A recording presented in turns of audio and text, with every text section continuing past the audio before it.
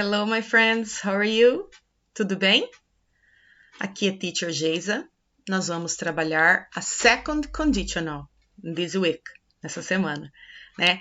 A professora Leila explicou para vocês o zero conditional and first conditional, certo? Zero conditional é quando você usa os dois tempos verbais no simple present, certo? O first conditional, você usa simple present e future, correct? Agora a gente vai para o second conditional, que a gente vai usar na oração principal, que é sem o if.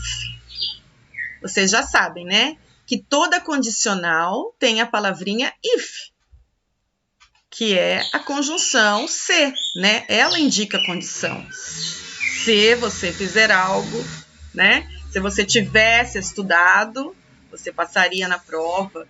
Se você tivesse lido a matéria passada, você saberia o que a teacher está falando, né? Se você prestasse atenção nos vídeos, você entenderia bem melhor a matéria, né? E tudo isso a gente vai estudar em inglês, certo? Então, o que é principal você saber? A oração principal, ela vai estar sem o if, e o verbo conjugado vai sempre aparecer com o auxiliar would. E a oração condicional, que é aquela que tem o if, ela vai estar no simple past. Então, aqui o exemplo, ó. If I had enough money. Condicional if, o verbo está no passado, ó. Had é o passado de have, certo? E o verbo, e a oração principal, não tem o if, ó.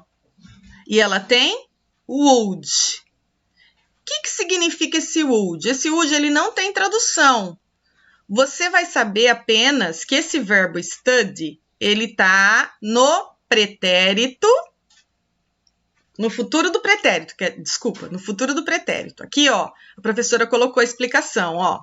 É um verbo auxiliar modal, sozinho ele não possui tradução, né? Mas junto com o verbo, ele vai ficar no pretérito, no futuro do pretérito. Por exemplo, would study.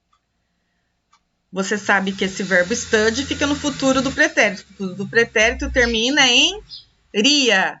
Então, eu estudaria, ele estudaria, nós estudaríamos, ok?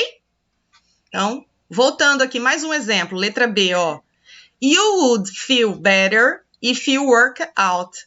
Então, vocês já aprenderam, né, quando aprenderam o condicional, que não importa a ordem, a oração principal, ela pode aparecer antes, no início, ou ela pode aparecer depois, né?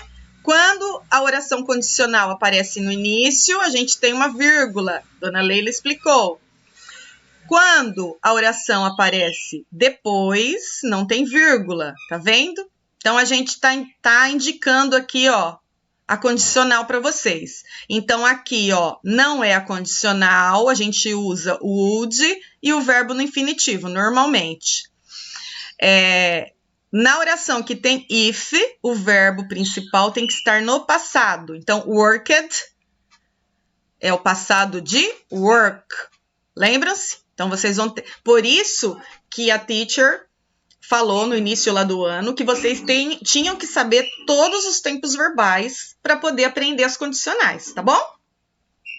Então, lá no exercício, aqui tá tudo explicadinho, vocês leem tudo com calma e depois você vai fazer o exercício. O que é para fazer no exercício? Só para você achar a forma infinitiva do verbo. Então, aqui, ó, quando tiver o would, você sabe que o verbo já está no infinitivo.